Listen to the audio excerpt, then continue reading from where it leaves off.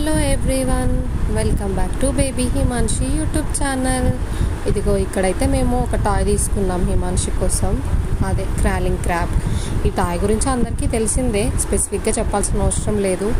Just తన reaction, funny moments అవి capture చేద్దామని వీడియో తీసుకున్నాము. ఈ టాయ్ ఓపెన్ చేసి ఆన్ చేయగానే ఫస్ట్ భయపడింది. అమ్మో ఇదేంటో వింత జంతువు నా మీదకి వస్తుందిరా బాబోయ్ అన్నట్టు.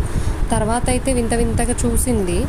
కొంచెం అలవాటు అయింది తనకి. తర్వాత ఏం భయపడలేదు. ఫస్ట్ కొంచెం భయపడింది, తర్వాత నార్మల్ అయిపోయింది.